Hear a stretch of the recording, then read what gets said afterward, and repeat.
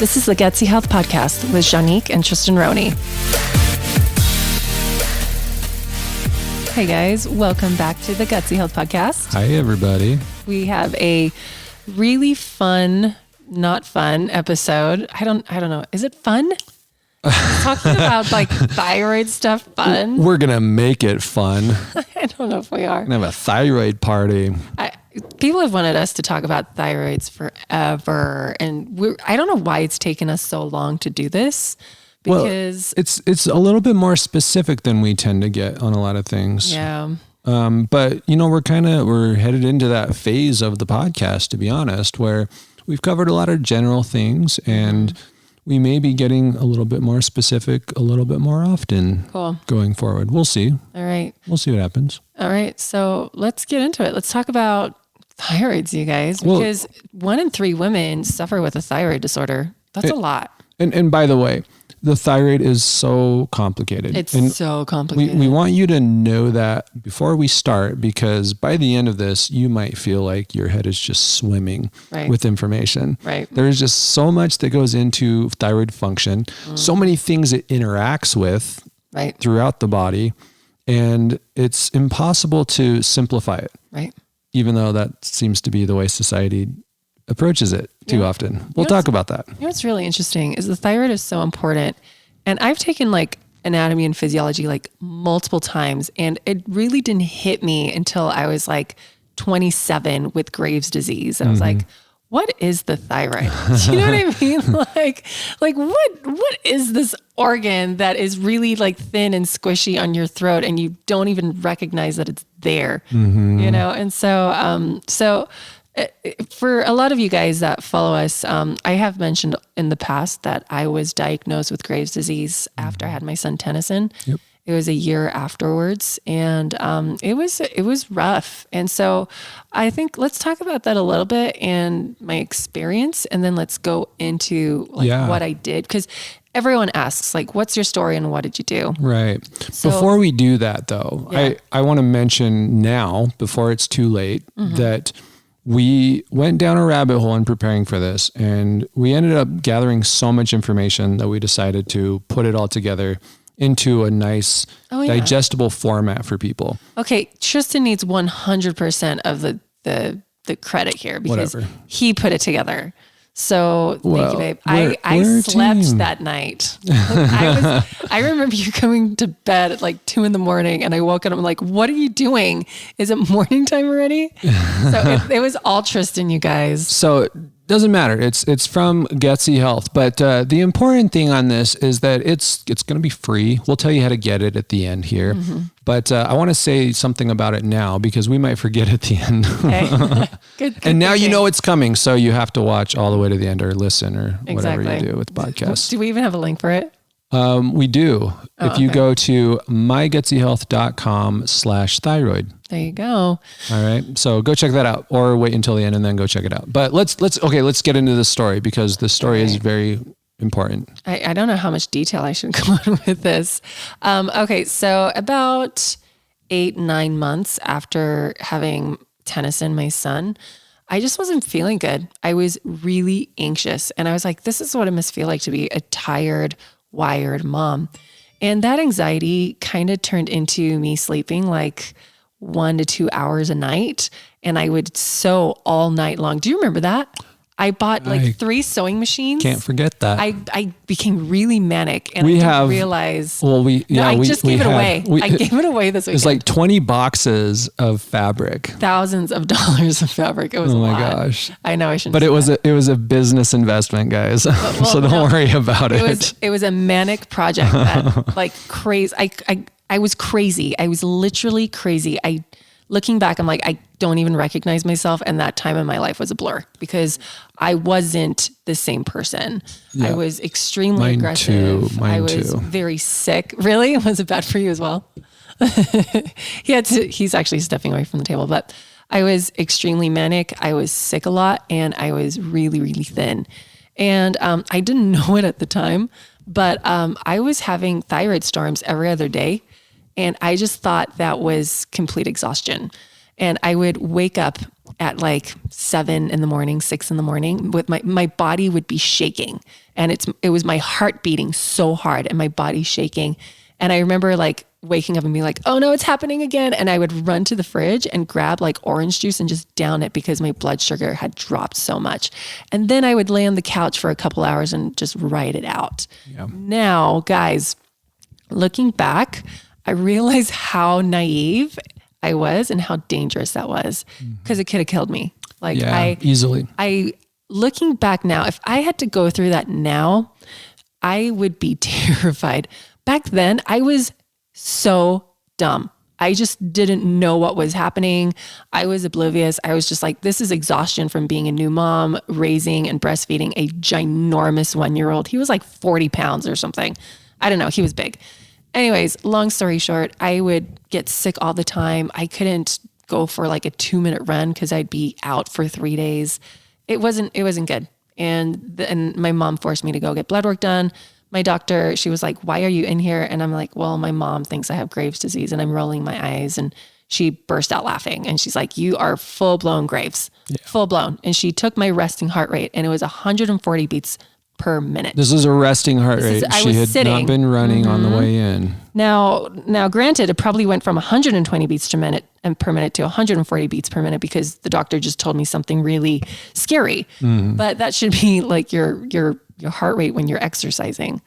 Anyways, what did I do? So, well, let's talk about what she wanted you to do first. Oh, yeah. She wanted to send me to an endocrinologist to embark on either like removing my thyroid or going on medication. And so what I said in my naive state, and I'm really grateful. Honestly, I think my nonchalance around it was what saved me. And I'm not telling you to be nonchalant about Graves' disease, guys, and your thyroid disorders. Please don't. Please don't. In this case, it was a little bit of naivety. Yes. But naivety is, you only do well with that if you get lucky. I got lucky. Yeah, I got really lucky, I think. Looking back, I'm like, holy cow, that could have gone south for me so bad. Right. But anyways, I just happened to be at the right naturopath. Well, what was she? She's not a naturopath. She's a nurse practitioner. She's a nurse practitioner. She's a nurse practitioner. Yeah. And she said, okay.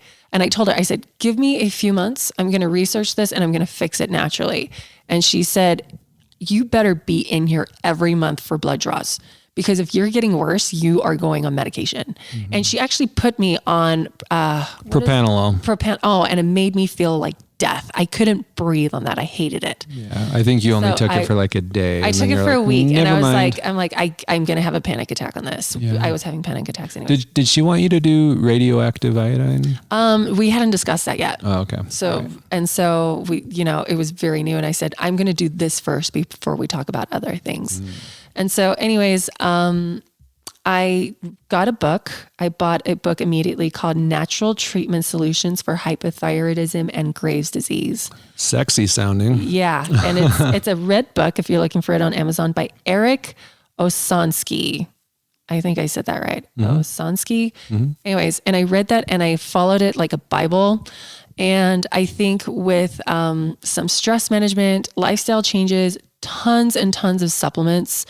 And I didn't stray, you guys. I did not cheat. I didn't touch. I actually did food testing, and the food testing said I had little to no food allergies.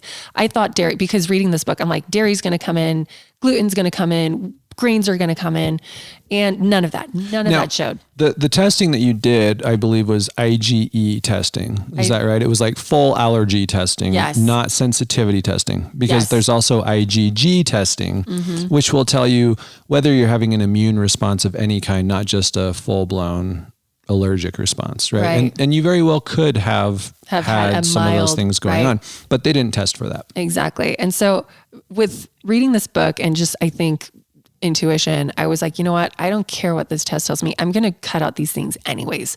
And I did. And then it was about 6 months later that my blood work started showing better and better and better. And I started feeling better. And again, there was a whole protocol. We won't go into it, but that was my story. That was my Graves' disease story. It took me about a year to feel normal again and to like start exercising again. But for me, disease is a full-time job. And I recognized that right in the beginning. And I also believed it could happen. I realize in this world, people have a hard time believing that these natural remedies can work. I grew up in this world where my mom helped people over and over and over again. So for me, it was a no-brainer. It was like, no, you always go to the natural before you go to the medicinal. That's like, breathing air for me. So it felt natural doing this. Well, and are we allowed to talk about your mom's history with this? Or my mom had Graves' disease too. Now, this is an important factor because Cecilia had gone through almost the exact same situation, but she didn't have the kind of the background knowledge that Juanique had. Right. She basically just said yes to what the doctors offered her. Well, she was pretty bad. Yeah. Well, yeah. And there was the fact that they didn't catch it until it was like horrible, like the doctor was heart attack level. Right. So my mom had to have radioactive iodine, and she talks about her story in the first podcast episode that we do with essential oils. And I think that was an important factor in Juanique's decision. You can answer for yourself if that's the case, to not just jump into doing what they said, because your mom has had to deal with the lifelong side effects of them basically killing off her thyroid. Right. And now she has to manage it with support. To me, and honestly, like the thought of being dependent on a drug and not my body is so foreign to me. And there was no reality for me with medications. And again, that's just my belief system. That's me growing up believing those things. That doesn't have to be you. Okay. But what I'm saying is I just jumped into this, and I honestly believe, where thoughts go, energy flows. I say that all the time. And I believed I could do it, and I did it, And so whether you think you can or whether you think you can't, you're right, And what was really interesting too was when I did so much research back then, and I joined Facebook groups, and I want to share the dichotomy that I experienced in these Facebook groups, because I think mentality around healing yourself is really interesting. Because there was a Facebook support group that I joined where it was tons of naysayers and tons of people in victim mode, where very helpless. And then you would get a person that went on there with a sweet, like hopeful message and some research to, hey, did you know you can help your thyroid with this? And they would get eaten alive. How dare you say this? We are victims to this. I can't change this. Like, how dare you? And I remember I left that group so fast, and I kept looking, and then I found a natural thyroid solutions group online, and it resonated with me. It was people that were getting to work, people that were researching, people that were talking to each other, people that were healing, people that were relapsing, people helping. They were helping. It was a community. It was a healing community. And I was like, this is where I need to be. And so I just found it really interesting that when disease sets in, it's so easy to jump into victim mode, but then it's okay to stay there, and it's, and like, no one is allowed to snap you out of it because now you're a victim. Right. You guys, like, I always say, I am not the rock that is acted upon. I am the person that throws the rock. All right. And that's how I've always lived my life. And so I want you to give yourself permission to change that paradigm and allow yourself to believe in the magical biology of your body, the magical DNA sequencing of turning on and off genes, epigenetics, right? Like that, your body is designed to turn genes on and off. Now, let's talk about genes for a second, and then we're going to jump into thyroid. Well, let's before we move on, I want to just pound home this concept one more time, which is that we're often called extreme. Yeah. It's a term that I really take exception to, but it is, I guess it's the reality. I don't know. I don't live in a normal reality, but we're called extreme. And this is one of the areas where we definitely are on the extreme side of things, which is we have this extreme belief in our ability to control our world. I wouldn't even say control our world. I would say harness our world. You can call it whatever you want, but I believe that we have a lot more control over our lives, over our biology, over the world around us than we give ourselves credit for. And we're not going to be apologetic about that. If that doesn't feel right to you, that's okay. You can do whatever you want to do with it. But we've seen it make a huge difference for us. We've seen it make a huge difference for the people around us. Right. We've worked with enough people at this point to know that those who go that direction, those who allow themselves to believe that they have control in their situation, they tend to get better outcomes. Right. It just happens. Exactly. And let's talk about the cards not being in my favor. We did my gene sequencing through Prometheus, and I have like 4 genetic markers that are heavily swayed towards Graves' disease. Heavily. You know, it's like you are extremely prone to Graves' disease, and you are extremely prone to Graves' disease again and again and again, you guys. So, and this is really interesting. And I feel like this part of my story is important, and I promise we're getting into thyroid stuff soon. But I had 2 doctors on 2 different occasions poo-poo my journey. I remember I took Tennyson to Instacare over something, have you ever met a person with Graves' disease who is like borderline, like thyroid storm? They're super manic and they're shaking and they look terrified. Yeah. And I walked into that ER room and the doctor was like, "What is happening?" And I told her, "My son has X, Y, and Z." And she's like, "Why do you look so panicked?" And I'm like, "Oh, because I have Graves' disease." And she's like, "What are you doing for yourself?" And I'm like, "Oh, I'm trying to treat it naturally." And she laughed at me and she said, "Oh my gosh, that's never going to work." And I stopped her and I said, "Actually, my numbers are improving. So thank you very much." And she was silent. She was silent. And what do you say to that, right? But then a year and a half later, I'm talking with the doctor and I'm telling him my history of Graves' disease. And he flat out said, "There is no way someone misdiagnosed you with Graves' disease. There's no ways you have Graves' disease because you can't reverse that, especially naturally." Y'all, she has the receipts. I know. There was blood testing done. There's no question. I paid cash for it. Like this. I have the labs. And this, by the way, this is part of that gaslighting that tends to happen, especially to women all the time. First, they're told that their symptoms are not real. And then when it is verified and then they do anything that's not what is recommended to them, if they get better, then, "Oh, you weren't really sick in the first place." Right. Like, come on. And so I think that part is really important, you guys, because like, don't let a doctor write your story for you. We give so much power to them and it needs to stop. It just needs to stop, you guys. Not because we don't like doctors, but just because we like ourselves more. You should like yourself more. You should be the captain of your ship, just do your thing. Let's get into thyroid. All right. I've spoken way too long. Let's talk about this because there is so much information. Let's go. But we didn't want to just sit here and drone off on all of the different details that go into this because that's boring. Right. And you're going to walk away from it going, "Wow, the thyroid's really complicated. I will retain none of that." Right. But that's why we kind of started with the mindset piece. That is just so important. You have to come into this believing that there's something you can do, because what is the normal method of treating thyroid stuff? And we're not talking about Graves, really. Most of the thyroid issues out there are the opposite, right? It's hypothyroid. Right. Hashimoto's. Where the thyroid is not functioning at a high enough level for one reason or another. A lot of times there's an autoimmune component. So the Hashimoto's is diagnosed. And that's what most people out there, women primarily, are dealing with when it comes to their thyroid, right? So first and foremost, there are things that can be done. This is not as simple as a lot of medical professionals would have you believe, which is, "Oh, your TSH is high. Then we're going to give you thyroid hormone until the TSH comes down. And then as soon as it comes into a good range, all right, we're done. Go have a nice day. Enjoy your thyroid medication." Right.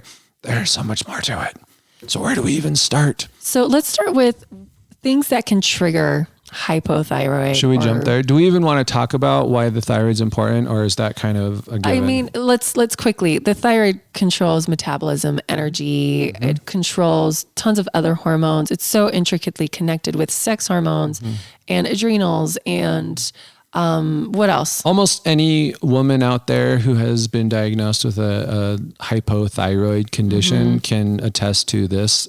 You can gain weight pretty easily when your thyroid's not doing what it's supposed to. Exactly. Right? So like if you, for some reason, are just gaining weight and you don't know why, check your thyroid. Like make sure your thyroid is happy and healthy. Right. All right. Let's go into things that can trigger thyroid dysfunction. And there are so many. Yeah. You guys. Maybe before we do that, let's do a brief biology lesson. Okay. Or is it a physiology lesson? I don't know Physiology. the difference. about how the thyroid works. Let's do that real quick, okay? You do it. So, all right. So really upstream from everything in the thyroid is the brain, right? The brain is the real kind of the thermostat that tells the thyroid whether it needs to produce hormone or not.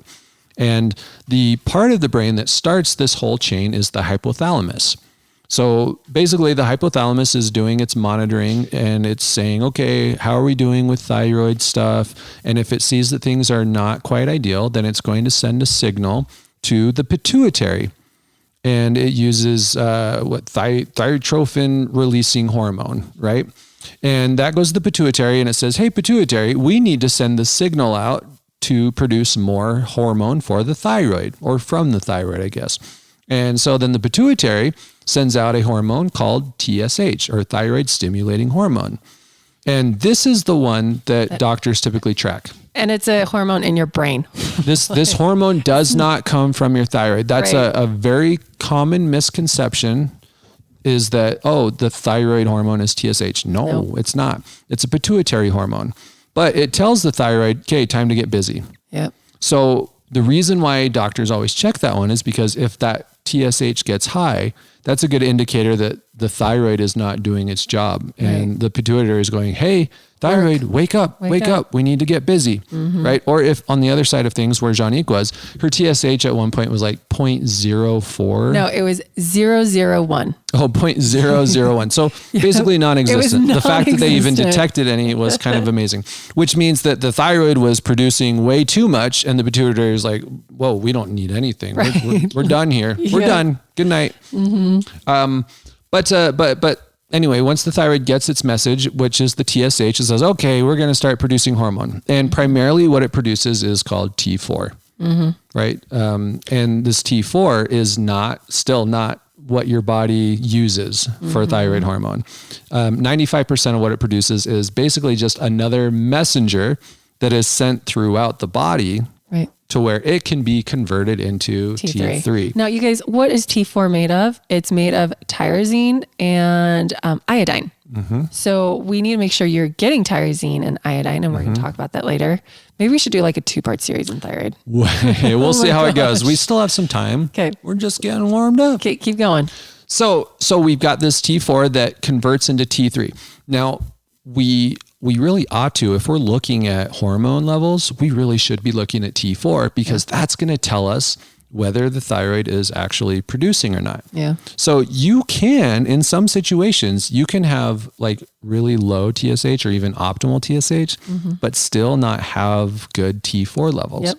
And that's a conversion issue. No. Sorry, I'm talking about T3. Yeah. Now this particular situation, it's going to be pretty rare because that's going to basically require both a thyroid and a pituitary issue. Yeah. But the fact is that you don't know unless you check, right? So you always got to check. And then the T3. So the T3 is what is going to make a difference about how you feel. Right. If you don't have enough like T3, the active component.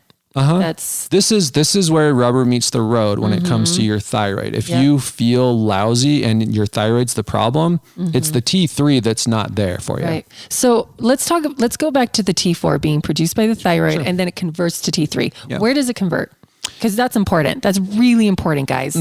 Because if the location where it's converting is broken, you got to fix it. That's right. So it converts in Most of it converts in the liver. So if you have liver dysfunction, you're not having T3 conversion. 60% happens in the liver. A lot of it also happens in kidneys and the gut. Somewhat in the kidneys. 20% of it happens in the GI tract.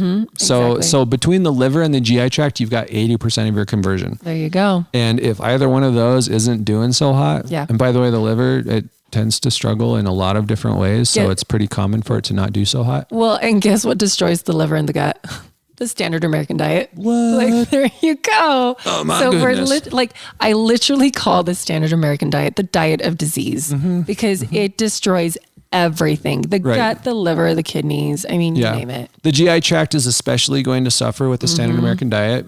You probably know the reasons if you've listened to us talk very often. I know. You know, the refined foods, the added sugars, Like glyphosate. that causes GI inflammation. It prevents proper absorption of nutrients. It triggers autoimmune issues. Those highly processed foods do not have natural enzymes in them, which means your body is going to struggle to break them down, especially over a long period of time, because it's going to start to run low on its own natural enzymes. Exactly. So if you're not working well with your liver and your GI tract, which by the way interact with each other in like a million different ways, then you're going to have a hard time converting T4 to T3. Your liver has literally over 1,000 functions, guys. That's a lot of functions. It's a lot. It's very important. And we just destroy it with our standard American diet. It needs to stop.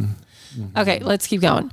Okay. So we spoke about T4 converting to T3, T3 activating everything, turning things on. If it's not turning things on, then things are kind of dimmed, like a dimmed light, and you feel like a dimmed light and you're tired. Right. And so here, a couple of really important things. One is that T4 is what acts as the gauge to determine whether your thyroid needs to produce more hormone or not, right? Which means that your thyroid, your pituitary, your hypothalamus, they could all be thinking everything is going great because you've got plenty of T4. Yep. But if you're not converting it very well into T3, you're still going to feel lousy. Totally. Which means that everything could look normal. The majority of medications out there for thyroid are T4 medications. And yes, there are plenty of them that also include T3, but a lot of them don't. So you could be having T4 thrown into your system and your TSH levels might look perfect. Even your T4 levels, they might look perfect and you're still going to feel terrible. Right. And it's because that conversion isn't happening. Right. Right. So what's the answer? You need T3 medication too, right? Yeah. Well, no. I mean, that'll make you feel a little bit better for sure, but that's not the answer here. Well, the answer is to heal the body, duh.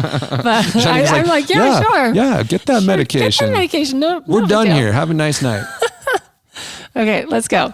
Okay. So let's talk about things that can go wrong. Everything can go wrong. So we just spoke about, your liver dysfunction, your gut dysfunction. Right. A big one in the Hashimoto's and the Graves' circles is, eating grains and dairy that triggers an autoimmune response that triggers the same antibodies that attacks the thyroid. And so that's why it's so important to stop eating the grains, stop eating the dairy, because it can mimic that same autoimmune dysfunction. That same antibody that attacks the thyroid. So that's why when I read that book and I'm like, you know what? I know I didn't show up as like sensitive to gluten and dairy, but I'm going to cut it out anyways.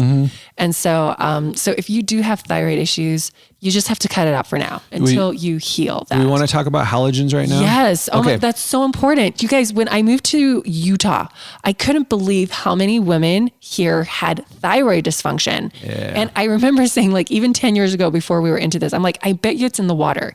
You guys, it is. It is in the water. Let's talk about halogens. So halogens are, what are they? They are chlorine, fluoride, and iodine. And bromine. Bromine. And so these are all halogens that, because you have iodine receptors in your thyroid, right? Is it like 98% of all your iodine is in your thyroid? And then the other 2% is like circulating. Anyways, it doesn't matter. But you have these iodine receptors and they are very sensitive to iodine, right? It's very specific because they have to make that T4. Now remember that T4 is iodine and 3-tyrosine. So what happens if we have things inside our bodies that block those iodine receptors? We're not producing T4, right? Well, there's fluoride and there's chlorine and there's bromine, which block those iodine receptors. We get fluoride and chlorine in our water supply, like an astronomical amount that the FDA is like, yeah, this is fine. This is normal. This is safe, guys. Now, a lot of people that follow me on Instagram know my issues with the FDA. They're not the golden standard for me. They get it wrong a lot of the time. So check your water levels. All right. Get filters. We love the Berkey filter. Get the fluoride filter and the chlorine filter in there. Get that stuff out of your water stat. All right. Now let's talk about bromine. That is in bread. They used to put iodine in bread, but then they substituted it for bromine. They found something cheaper. And so basically every commercial bread out there, every commercial flour, I think, out there is going to have this bromide in it. Totally. And what that's going to do is hopefully nothing, because your body will prefer iodine over these things. Yeah. It will. But if you don't have enough iodine in your system, and by the way, this is one area where sometimes being health conscious can get you into trouble, because the most common source of iodine in the average American's diet is from what? Seaweed. Salt. Oh, it is? Iodized salt. They have to iodize it though. They have to add I know, but most Americans are eating iodized Morton salt. Oh, okay. As soon as you get health conscious, one of the first things you do is switch over to sea salt. And you lose your iodine, potentially your only source of real iodine. Yeah. Now, that's not normally a problem because our bodies are really, really efficient at recycling iodine, like really efficient. Unless you have inflammation. Well, there are certain situations that can cause it to plummet. But if it does plummet and you're being exposed to these other halogens, your body's going to say, that'll do. It's not perfect, but it's close enough because they're in the same kind of chemical family, right? On the periodic table, they're all stacked on top of each other. Right. So the thyroid grabs a hold of these things and it says, all right, we've got our halogen in place. Well, let's take it another step further because this happens to a lot of women. Let's say you are growing a human being who now is growing their own thyroid and eats their own iodine. Guess what? Guess who's getting the iodine? Baby. Now you already have low levels of iodine. So baby is now taking up your iodine, utilizing your thyroid stores. And then baby pops out and guess what? You are thrown with a thyroid disorder. Yep. You got nothing. Like you are running on empty. Okay. So it's really important to maybe eat some seaweed and kelp noodles while you're pregnant. But make sure you are supporting like crazy. And most importantly, also avoiding those halogens so that they don't find their way into your system, because it can be a little bit of a process to fix that situation later. Exactly. Now, not the worst thing in the world though. What are the other issues that can cause thyroid stuff? So gut inflammation, we spoke about that. Infections, stealth pathogens. Yep. Any kind of immune deficiency can cause thyroid problems, and thyroid problems can cause immune issues. So exactly. There's probably like 80% of the issues that can affect thyroid function are also affected by thyroid function, which is why it's so tricky to get the thyroid back to working well, because the things you need to fix the thyroid are the things that are not working well because the thyroid's not working well. So you cannot just take one thing to fix your thyroid. It just doesn't work. You can prop yourself up, right? Like having crutches. That'll keep you off the broken foot, so to speak. Yeah. But you'll be on those crutches for the rest of your life. Yeah. And who wants to hobble around like that? Hopefully nobody. It's not very efficient. It doesn't feel very good. You're constantly vulnerable to something going wrong with that. Right. It feels better to just be healthy. Yeah. So if you want to heal the thyroid, you've got to heal all the things. Some of the other stuff, adrenals, ovaries and testicles in men. Well, what's really interesting is when you are super stressed out, the adrenals poop out and the thyroid takes over, and then the thyroid poops out. Yeah. Or vice versa. When your thyroid is pooping out, then your adrenals have to take over. Right. And then so they kind of help each other out, but you don't want to burn out one over the other, because then the other one is working overtime. Right. So you have to be really careful. Stress is huge, guys. Stress is so ginormous, and it just disrupts your body. It is as toxic for you as I think sugar sometimes. Yeah.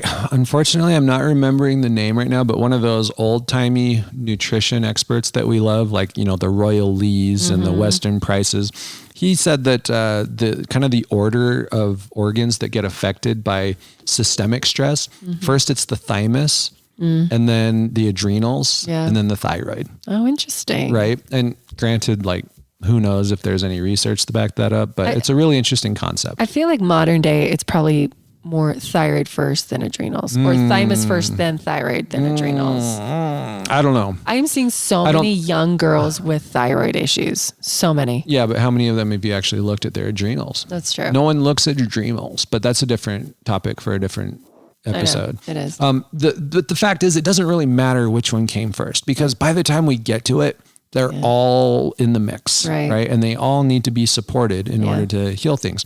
So those are two other really important ones. The ovaries and testicles we also mentioned, right?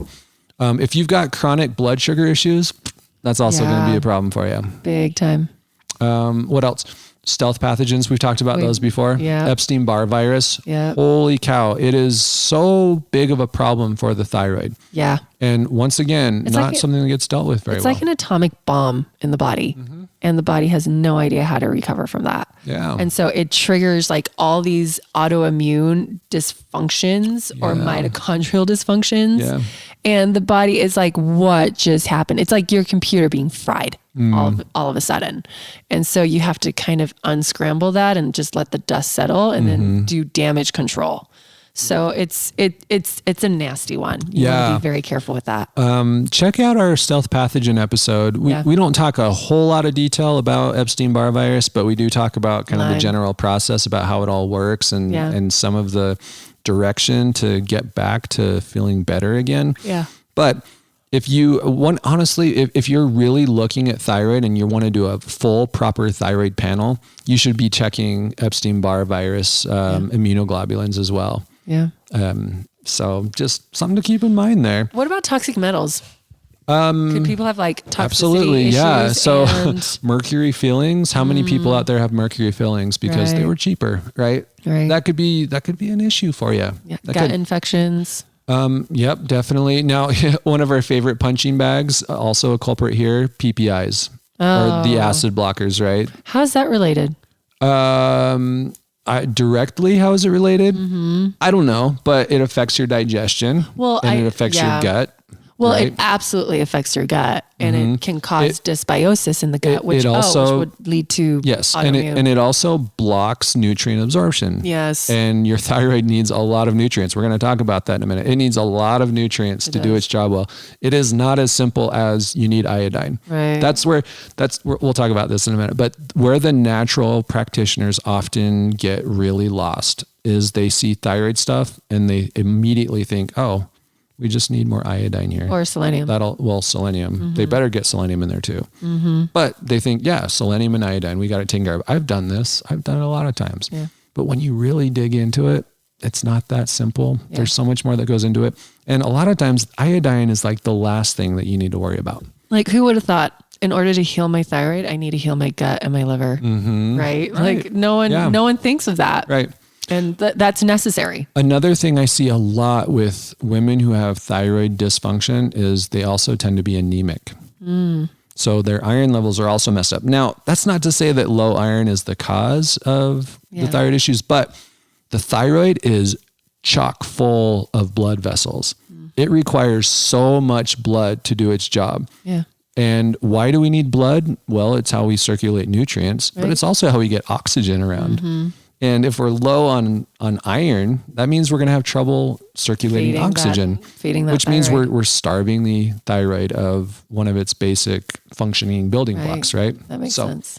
Anyway, there's a lot of stuff there. Hormone replacement, by the way, that can also mess up your thyroid. How about birth control? Would that mess it up? Probably not. Well, I mean, it's going to mess with your hormones, so potentially, but I don't, I wouldn't like say that birth control is a guarantee for thyroid issues. Yeah. But here's one thing that can happen. If you go on birth control and then it basically wreaks havoc on your ovaries, then there's a good chance, gosh darn strong chance that your thyroid's going to suffer down the line too, because it's tied to everything else. Okay. So now what? So what do we do now? So now we skip over the whole other page worth of things that can go wrong with the thyroid. There's more. There's so much to it, but we'll leave it out there. In fact, there's like 2 other pages, right? There is almost no end to what can mess with the thyroid. Like I said, it's at the top of the list of organs that get messed up with just systemic stress. So sometimes it kind of feels like the thyroid is just too dang fragile. Yeah.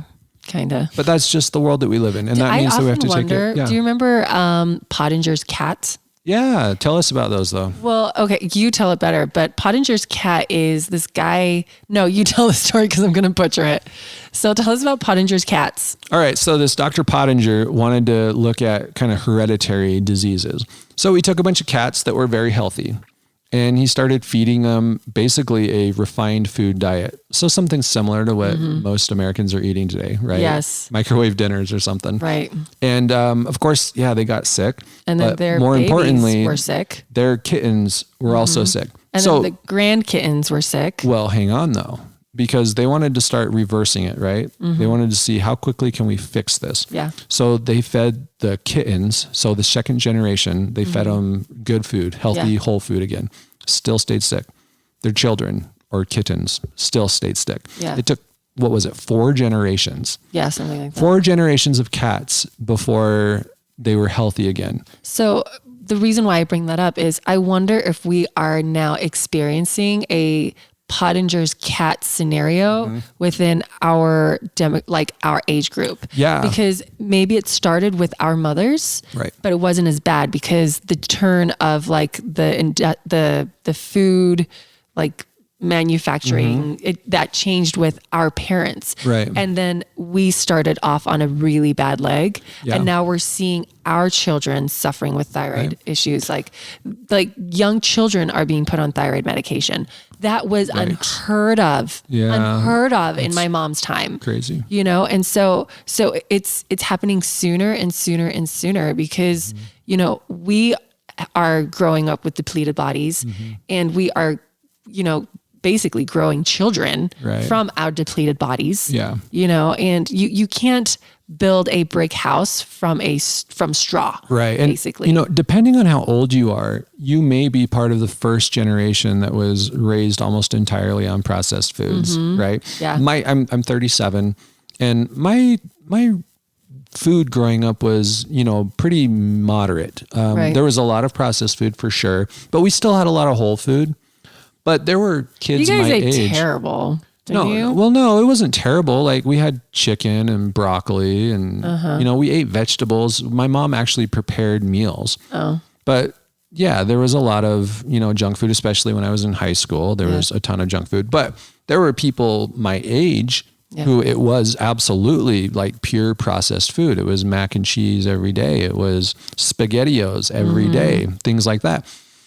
So the experiment is really just beginning, but it's been a slow slide in this direction. Yeah. Because the first really processed foods came out in like the turn of the 20th century when they first decided, hey, we're going to use this hydrogenated cottonseed oil in place of lard. Like in the 1920s, right? No, I think it was even earlier than that. Yeah. I don't remember exactly when it was, but we're talking like 100 plus years ago for sure.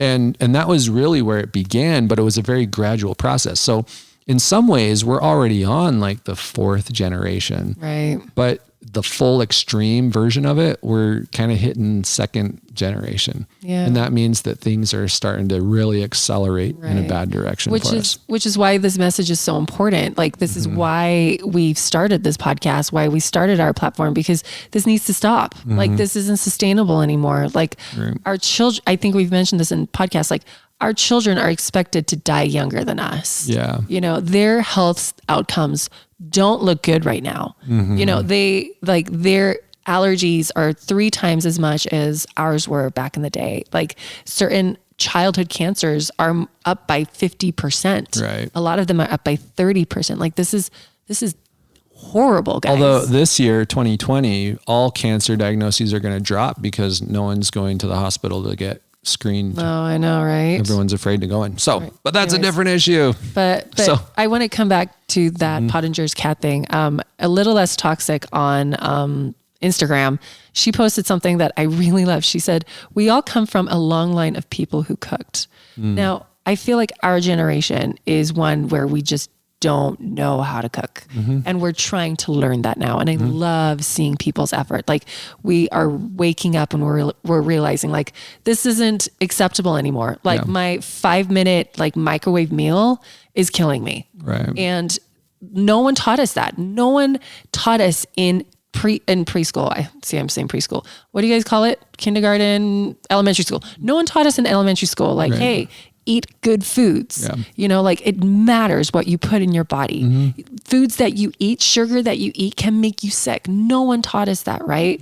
And now through people's dis-ease, we are learning this through like the refiner's fire. Yeah. One of the best things about this whole COVID-19 thing is people are recognizing how acutely bad health patterns can lead to serious illness. Right. Because this disease does tend to target people who have lots of pre-existing issues. Right. And, you know, the more overweight you are, the worse your blood sugar tends to be, the worse your blood pressure.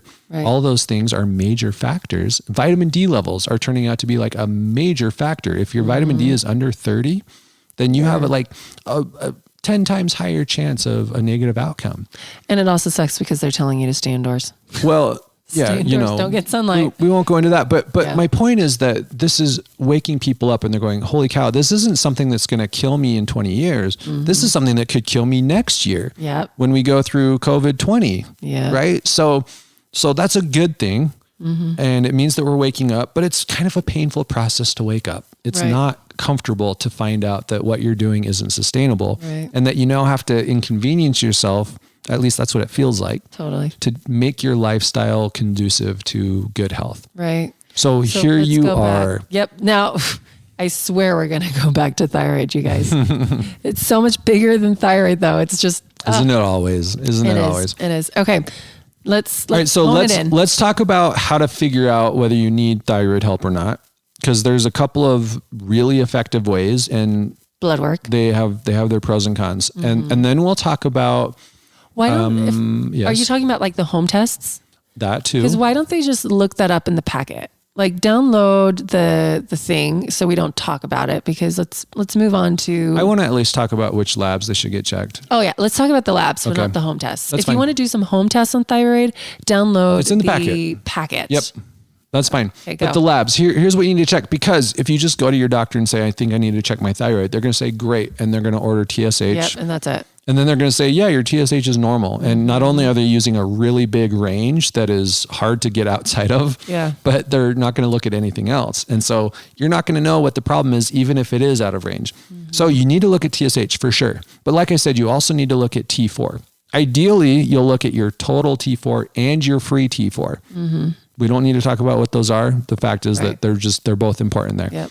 And then, and remember, T4 is what's actually produced by your thyroid. So that's the one that's going to directly tell you if your thyroid is struggling or not. Yep. And then you need to also look at T3, because that's that conversion. And we want to see if you're converting. We need to make sure your body's actually benefiting from all the hormone your thyroid's producing. Exactly. T3 uptake can also be important. Just once again, a way to measure whether your body is responding well to your thyroid hormone or not. Reverse T3, which tells us whether your body is producing too much T3 and it's trying to figure out how to backtrack, basically. And then there's a marker called thyroid peroxidase antibody.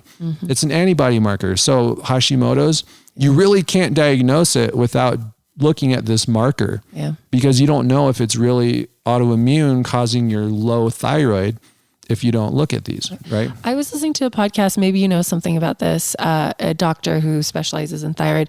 She's saying that there's like 12 or 17 different types of TPOs, and that doctors are only like testing for like one or two of them. Sure. Whereas you could have like 5 of the other ones that doctors are very unaware of. Yeah. Do you know anything about that?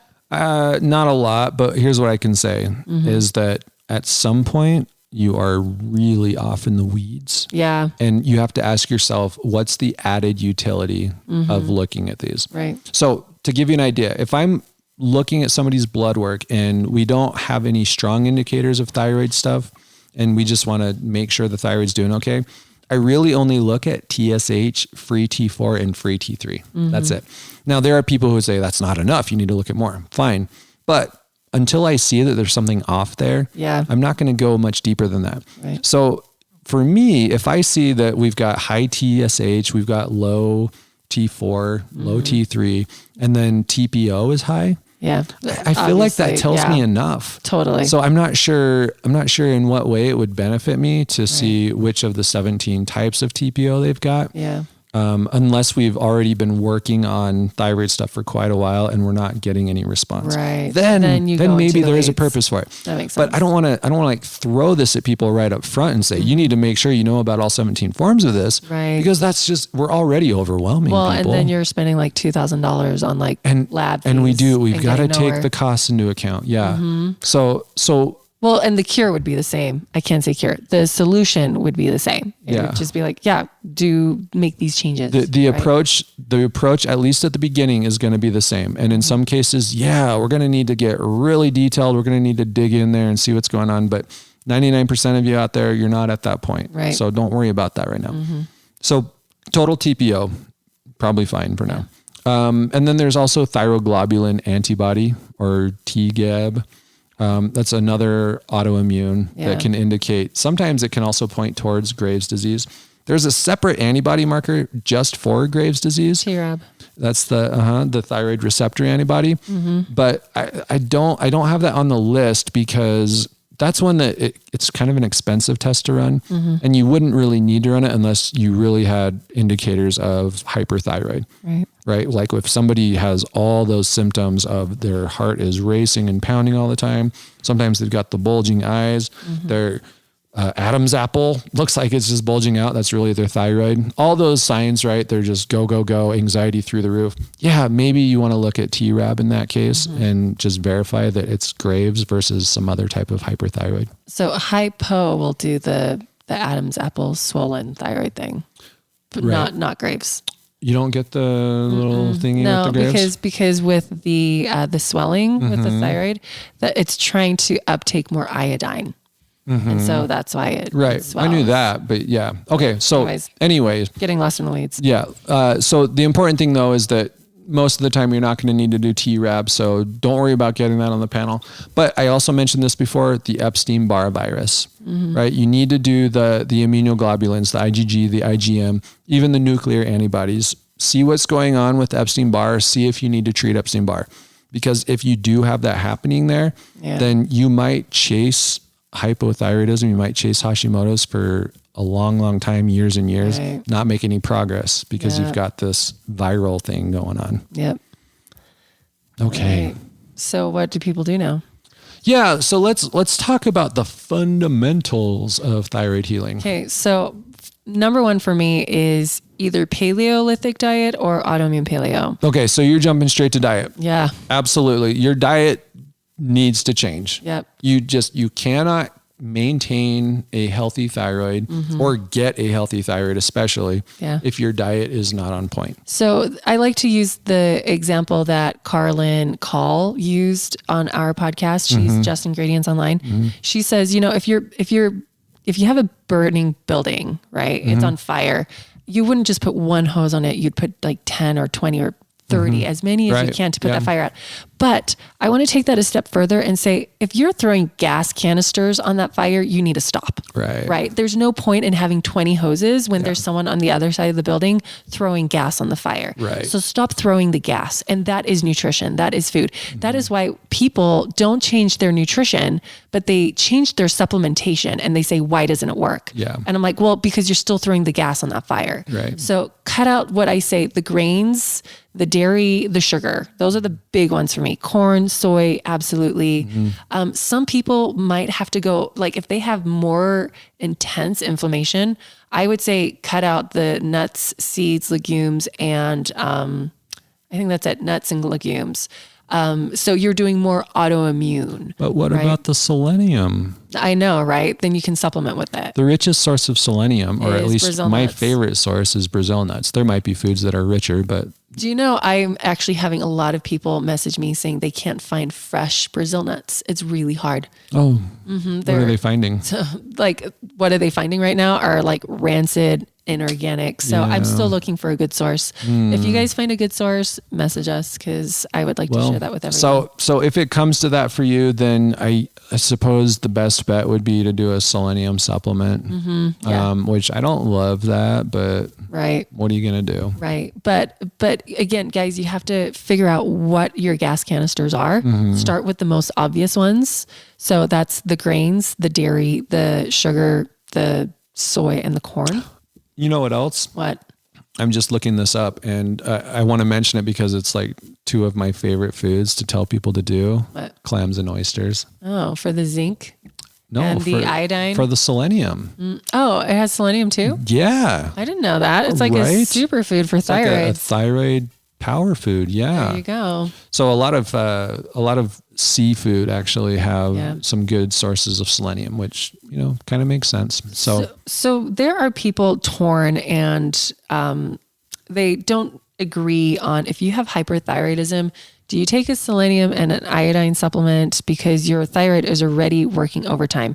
You do not, guys. You don't want to because your thyroid is just in overdrive. Mm-hmm. So what you want to do is you want to work around the thyroid and heal the system. Yeah. Okay? So the selenium may not be a terrible idea, but the iodine probably not. Probably not. Yeah. So, but really, when we're talking about diet still, right? So the important thing is just cleaning it up, right? You don't have to like go perfect from day one, but start moving in that direction. Mm-hmm. And yes, it's urgent, but just do the best you can and do a little bit better every day. Yeah. That's kind of the takeaway from that.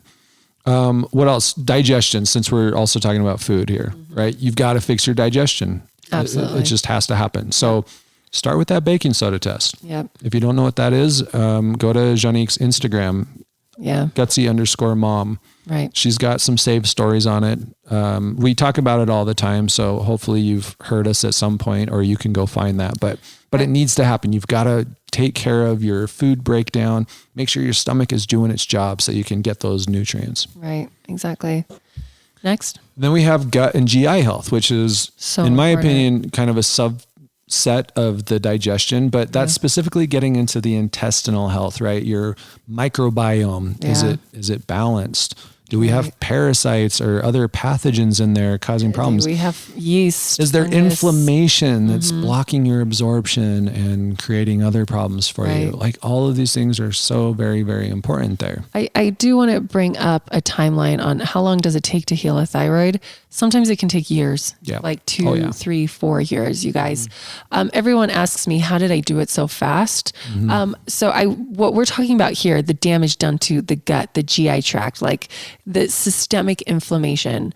I don't think I had gut issues. I know I didn't have any gut issues. I didn't grow up on the standard American diet. So my health history was set up in my favor. What was it that turned on my Graves' disease genes? It was stress. Yeah. High, crazy stress. I had a colicky child and he was ginormous and he was feeding a lot. And I think where things took a turn for the worse was Christmas time when I ate crappy food. Like the more sugar, and I thought it was like the most amazing thing. I'm like, the more candy I eat, the thinner I get. And then I realized I was having like 10 bowel movements a day and I couldn't stop losing weight.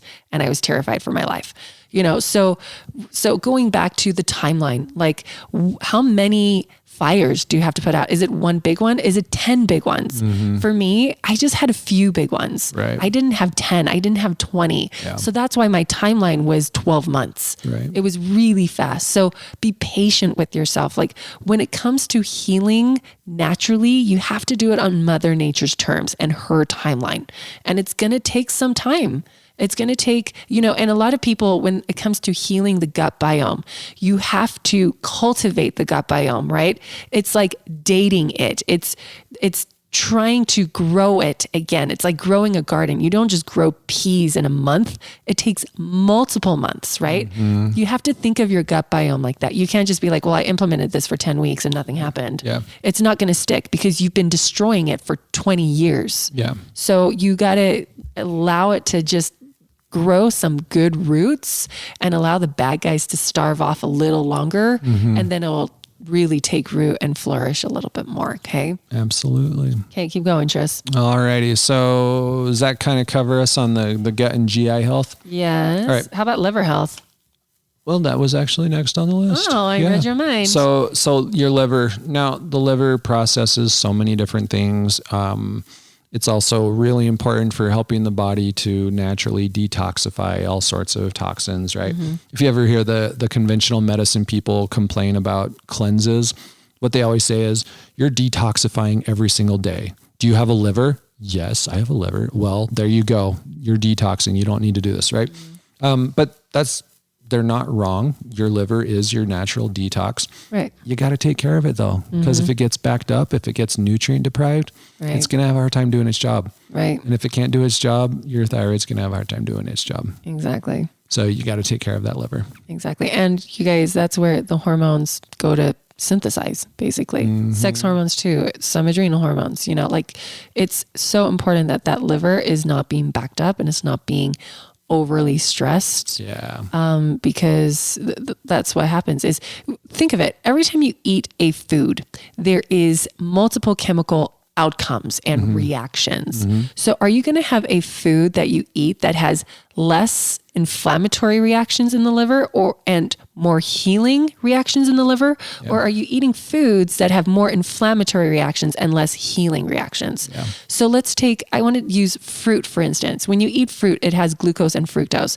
A little bit of that fructose is going to create an inflammatory response, but there's way more positive healing responses from that fruit as well. Yeah. It's also important to remember that inflammation is not inherently our enemy. Right. Inflammation is a healthy process that is designed to protect our bodies against damage. Right. Right. And low amounts in the right places are actually great for us. They help our body do what it's supposed to do. So but we're it's not an overabundance of the inflammation where the dysfunction starts. Which is why we don't condone fruitarianism. Right. And we want to keep the liver healthy, so just don't overload it. So basically what I was saying about that is every food has a reaction in that liver. Right. That's how you overburden the liver. Yes. So eat smart foods, foods that heal, foods that add. Right. Okay. We're actually, speaking of the liver, we're working on a 21-day liver program. Yes. That we're not ready to release details on because we've only just started talking about it. I know. But we'll be working on that soon. We'll have a couple sleepless nights and then we'll announce it. Right. I know. Oh my gosh. But that's going to be exciting. So the last kind of big category, the other slice of the pie, is your stress levels, which we've talked about, and your adrenals and your sex hormones. And that probably should be a bigger slice of the pie than some of the others because it is so complex and they interact with each other in so many ways. Yeah. I like to draw a picture for clients when we're doing consultations. It's a triangle. You've got your thyroid at the top of that triangle, but you also have your adrenals down at one corner and you've got your sex hormones, ovaries or testicles on the other corner. And they interplay with each other. Yeah. Which means that if one gets imbalanced, you can almost guarantee that there's another one that's also imbalanced. Yeah. And right in the middle of that triangle is the pituitary because it's telling everything else what to do. Right. So you don't get to just deal with one organ. You have to deal with the whole taco. I always explain it like 4 legs to a chair because I throw in the pancreas in there too. Yeah, that's actually totally relevant. The pancreas has got to be taken care of as well. It does. That blood glucose regulation will, like if you have too high of insulin spikes, your cortisol goes up. Yes. And then guess what goes down? Sex hormones, right? And when sex hormones go down, guess what also goes down? Thyroid. So when one goes up, the others have to overcompensate. And so I like to take it further and say it's a 4-legged chair with that pituitary in the middle. Yeah. So change your visual. So let's real quick talk about, I still like my visual. It's very appealing. Okay. Triangles are a beautiful shape. That's fine. You can keep your chair. Fine. I'll just mention pancreas as something near the triangle. Okay. Now let's talk about nutrients that the thyroid needs, just basically to help people understand that this is a big deal. It's not just the one thing you need. But then let's talk a little bit about this guide because there are so many holes in what we've talked about today. We haven't covered nearly enough. And it really would take 2 episodes, but I don't want to. Okay. I want to send people to get the guide so that they can start taking care of business. Okay. They don't need to wait any longer. All right. Nutrients.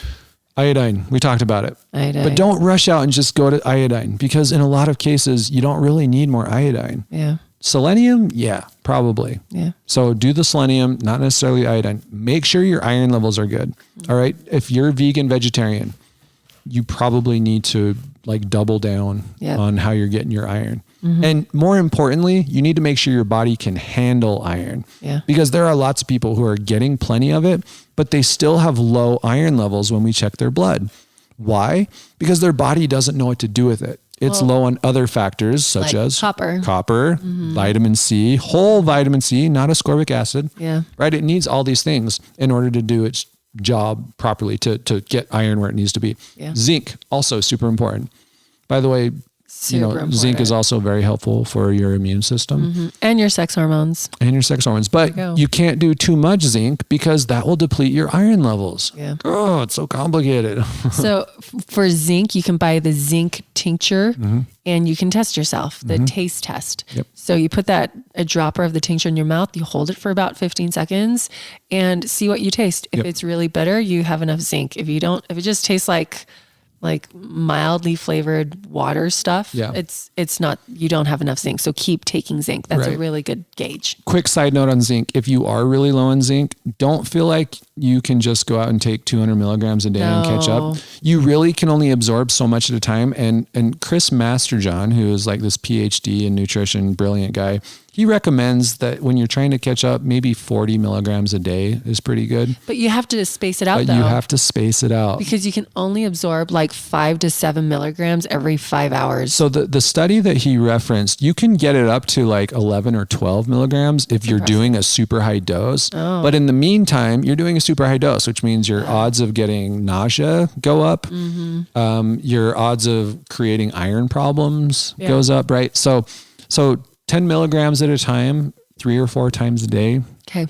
Spread out, probably going to be good. If you can do it on an empty stomach, that'll help you absorb better. But if you feel sick, then don't. Or you can eat oysters and clams. Ooh, yummy. And liver. Yeah, take the organ complex, guys. Because guess what? The organ complex has iodine and it has selenium in and it has iron and it has zinc. It's a whole food. It has the next thing on our list, B vitamins. Basically, we need all the B vitamins for our thyroid. So get your liver. Go get your liver, your organ complex. There's a bunch of essential fatty acids that are required for it. So get your good fats in and avoid your inflammatory fats. I remember when I had Graves, I took EPA DHA cod liver oil every single day. Like that was part of it. And I took the cruciferous complex too. Yeah. There was a bunch of stuff. But why do you go with cod liver? No. You're okay with that? I was going to the EPA DHA. Oh, okay. I don't know. We'll have to have a conversation about that sometime because it's such an interesting topic. We will. There's some contrarians out there who are not in love with the omegas. Okay. Anyway, we'll talk about it. Let's see. We talked about essential fatty acids. Oh, I've got riboflavin in there. It's part of the B complex, but it's obviously double important. Vitamin C, we talked about whole food vitamin C, not ascorbic acid. Yeah. Vitamins A, D, and E. So there's that cod liver oil for the A and D. And the palm oil, unrefined, has A and E in it. So some good sources right there. Magnesium. Just like supplement magnesium. Yeah. I don't usually just say go and supplement, but magnesium there's so many. It's magical. It's one of my favorite minerals. It's not very easy or common to overdose on it. And there's a lot of really good benefits to it. We've talked about making sure you have good sources. Don't just go pound a bunch of magnesium citrate, but dang, magnesium can help in a lot of good ways. So we'll put together a thyroid list. So if you go to gutsy.ch/ should we say thyroid supplements? Yeah, sure. We can do that. We'll put a list together for you guys of like our favorite magnesium and all that. And so you can check it out there and you can add to your cart or remove from the cart whatever you don't want or need. Okay. But yeah, we'll put our favorite stuff in it. Oh, and the last thing on the list, amino acids, specifically tyrosine. Tyrosine. Right. Although whole food vitamin C will kind of cover you there. Yes. So quick, I'm going to jump on my ascorbic acid soapbox, guys. If you're taking loads of ascorbic acid, it's going to drain your tyrosine, all right? Because ascorbic acid is not a whole vitamin C complex. So when your body's trying to utilize ascorbic acid, it's going to leach your own tissues, your own body from the cofactors. Tyrosine is a cofactor of vitamin C. Yep. So it's going to leach that from you, and you don't want to have that leached. No, you do not. So don't take ascorbic acid. That's why I just don't like it, guys. Sorry. There you sorry. go. No, really not sorry. Yeah. Don't do it. I don't care how amazing your vitamin C is. It's liposomal or it's super magic. You can absorb 2 grams in 5 minutes. Doesn't matter. It's ascorbic acid. It's going to rob you of really important nutrients, including tyrosine, which is going to mess up your thyroid. Yep. So there you go. Your ascorbic acid is messing up your thyroid. I just said it. I went there. Yep. Thank you. You're welcome. And if it also says ascorbate, that's still ascorbic acid is just a different word for it. Yep. So, you want it to say vitamin C from, and you want to see a food listed. That's correct. All right. That's how you know it's real vitamin C. That's correct. Okay. All right. Next. I know. I think that's it. We covered all the nutrients. So basically by now, you know why the thyroid is important. You know some of the many, many different ways that things can go wrong with your thyroid. Yep. You know a little bit about testing to make sure that your thyroid's okay, or to find out what's not okay about your thyroid. Right. You know about some of the things you need to take a look at in order to heal your thyroid. And you know some specific nutrients that you can focus on to help heal your thyroid. There you go. Not bad for an hour. Bad. Go get the guide though, because it's so much more detailed. It's like a little reference. You'll be able to just see, here's the different things to look at for all these areas. There you go. So mygutsyhealth.com/thyroid. And for the supplements, gutsy.ch/thyroid-supplements. Yep. If you want to see that list that we spoke about. I hope you remembered that and you're taking notes, because I don't. I am taking notes. Oh, there you go. Yeah. Tristan's the studious one with the computer, and I'm just sitting here looking at him with no notes whatsoever. So you guys, thanks for checking in and listening. I hope this was informative. If you would like, we would love it if you left a review or like a star rating or whatever. Share this with your friends. Share it. Really, more importantly than anything else. Star ratings are great. Reviews are great. But what helps us more than anything is when you tell people about us. If you know someone who has a thyroid, send this to them. Right. Exactly. I know we've tended to focus a lot on women on this episode because women are like way more likely, I don't know the stats, but way more likely to have hypothyroid stuff than men are. That doesn't mean men never get this though.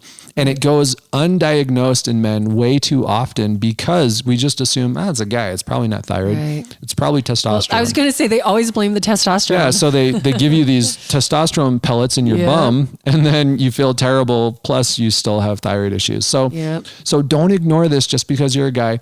If you know a guy who has a thyroid, send this to him. Say, just in case, check this out. Exactly. So all right. You guys, thanks for tuning in. We love you. We do. And we will listen. We will listen to you guys next week. I'm not going to listen to you guys. You're going to listen to us next week, hopefully. It's time for bed. It is. What time is it? Time for bed. 11:30. Oh, yeah. We're going to bed, guys. Good night. Good night.